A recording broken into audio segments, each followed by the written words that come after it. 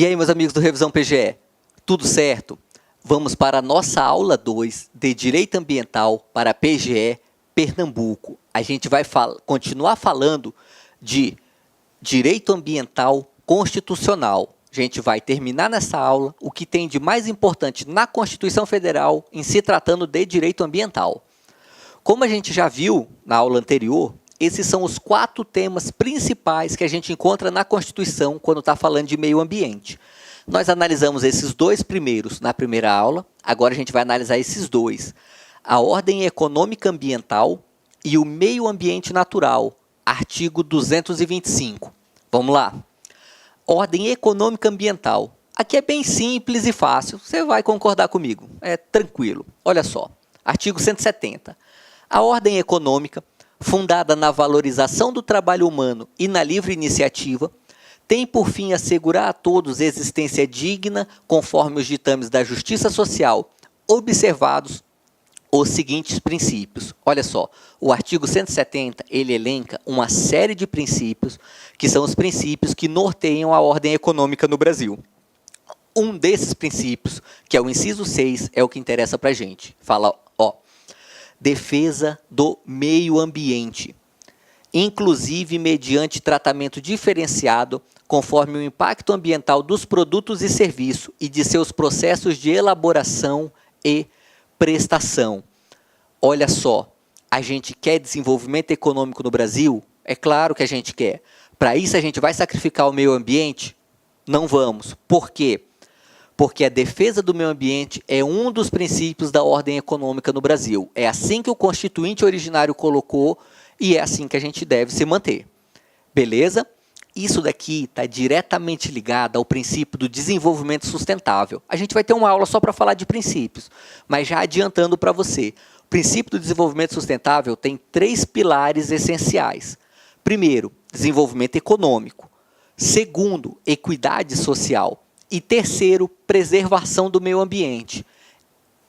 Esse princípio aqui, ele está querendo conciliar o pilar do desenvolvimento econômico com o da preservação ambiental. Perfeito. Vamos ver como é que o STF aplica isso. Olha esse julgado. A atividade econômica não pode ser exercida em desarmonia com os princípios destinados a tornar efetiva a proteção ao meio ambiente.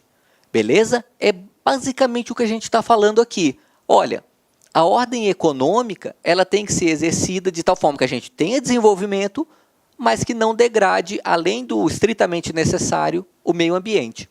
Seguindo, a atividade econômica, considerada a disciplina constitucional que a rege, está subordinada, dentre outros princípios gerais, àquele que privilegia a defesa do meio ambiente. Viu como é fácil? Tranquilo? Defesa do meio ambiente é princípio da ordem econômica. Portanto, o direito ambiental ele tem que ser levado em consideração sempre que a gente estiver falando de atividades econômicas no Brasil. Ponto. Vamos lá. Meio ambiente natural, artigo 225. A maioria das questões de direito ambiental que cobram texto da Constituição cobram o artigo 225. Por isso que a gente vai analisar aqui cada inciso, cada parágrafo. Vamos lá. Começando pelo caput.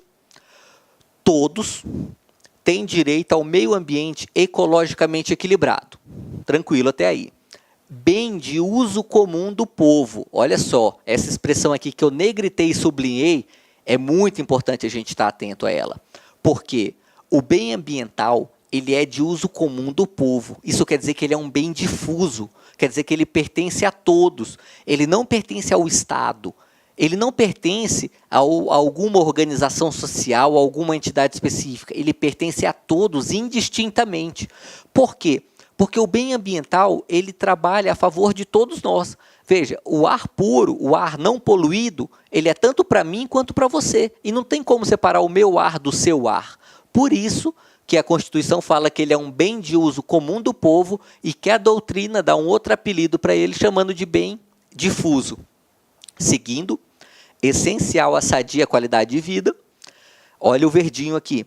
Impondo-se ao poder público e à coletividade, Veja que eu sublinhei essa coletividade, porque esse daqui é uma coisa que muita gente confunde, cai em concurso e você não vai confundir.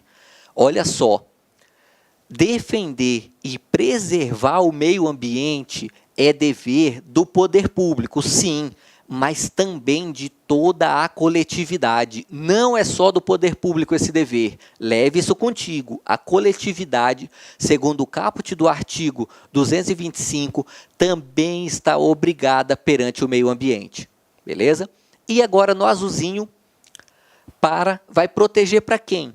Para as presentes e futuras gerações. Isso é o que a doutrina chama de princípio da solidariedade intergeracional.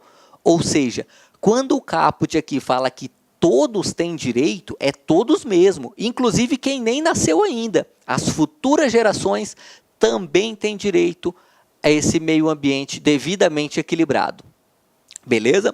Vamos analisar agora os parágrafos. Começando pelo parágrafo 1º, que é de longe o mais extenso, porque ele tem uma série de incisos, todos eles importantes. Vamos lá. Primeiro, para assegurar a efetividade desse direito, incumbe ao poder público. Olha que interessante, e isso confunde muito. O caput fala que é dever do poder público e da coletividade. Tá certo? Só que o parágrafo 1º, ele traz 7 incisos, e esses incisos falam que cada uma das atribuições aqui estabelecidas são só do poder público. Então, olha só, genericamente, preservar o meio ambiente também é um dever da coletividade, mas na utilização desses instrumentos específicos que o parágrafo 1º trouxe, o dever é só do poder público. E vamos analisar cada um desses instrumentos. Inciso 1. Preservar e restaurar os processos ecológicos essenciais e promover o manejo ecológico das espécies e ecossistemas. Sem muita dificuldade aqui, não tem nenhum apontamento especial. Uma leitura boa do inciso resolve o seu problema. Inciso 2. Preservar a diversidade e a integridade do patrimônio genético do país. Interessante quando a Constituição fala patrimônio genético. Outra palavra para patrimônio genético, biodiversidade. Patrimônio genético é isso, é todos aqueles, vamos dizer assim, códigos genéticos que nós temos no nosso território. São todas as espécies da fauna, da flora, inclusive as espécies que a gente nem conhece. Por isso que os ecossistemas têm que ser preservados, para a gente preservar esse banco genético, que inclusive pode ter muita utilidade até econômica, a gente nem sabe. Por isso tem que preservar. Importante esse inciso 2. Seguindo, inciso 3, fundamental esse aqui. Definir em todas as unidades da federação espaços territoriais e seus componentes a serem especialmente protegidos. Beleza? Esses espaços territoriais são fundamentalmente as unidades de conservação lá da lei do Sistema Nacional de Unidades de Conservação. Mas não só estes, viu? Existem outros, fora os que estão lá na lei do Sistema Nacional de Unidades de Conservação. E olha aqui, sendo a alteração e a supressão permitidas somente através de lei. Olha só. Vamos criar uma unidade de conservação? Vamos. A gente pode criar por decreto? Pode. Pode extinguir essa mesma unidade de conservação por decreto? Não pode. Não pode por quê? Porque a Constituição fala que não pode. Veja bem, existe um princípio geral do direito que chamam de paralelismo de formas, que quer dizer o seguinte, olha, se eu crio algo por algum instrumento jurídico, eu posso usar esse mesmo instrumento jurídico para voltar atrás e revogar esse algo que eu criei. Para fins de unidades de conservação, a gente não usa esse princípio do paralelismo de formas, viu? Para unidades de conservação, você pode criar uma unidade, seja por decreto, seja por lei, mas para extinguir ou mesmo para alterar, só mediante lei, tá? E, vamos lá, inciso 4. Exigir, na forma da lei, para instalação de obra ou atividade potencialmente causadora de significativa degradação do meio ambiente. Muita atenção com esse potencialmente. A atividade, ela não precisa efetivamente causar degradação.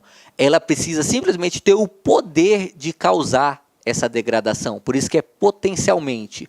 Se tiver potencial de causar significativa degradação, tem que fazer o quê? Olá, meus amigos, minhas amigas, sou o professor Luiz Antônio Carvalho e eu estou aqui para fazer um convite muito especial para você que acabou de assistir esse pequeno trecho dessa nossa aula demonstrativa para o concurso da revisão final, revisão de véspera, aulão de véspera da PGE Pernambuco 2018 para o cargo de procurador. Nós do Lá Concurso, juntamente com a equipe de revisão de véspera, elaboramos um super curso de reta final. Super curso de reta final, são 20 horas bastante específicas, 20 horas com esse nível de produtividade que vocês acabaram de assistir na aula no site 100% disponível para vocês. Ah, professor, quanto custa tudo isso aí? É o melhor custo-benefício da internet.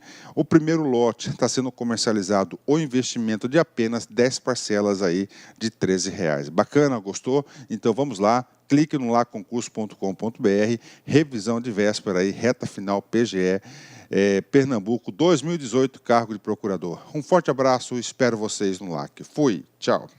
Clique lá.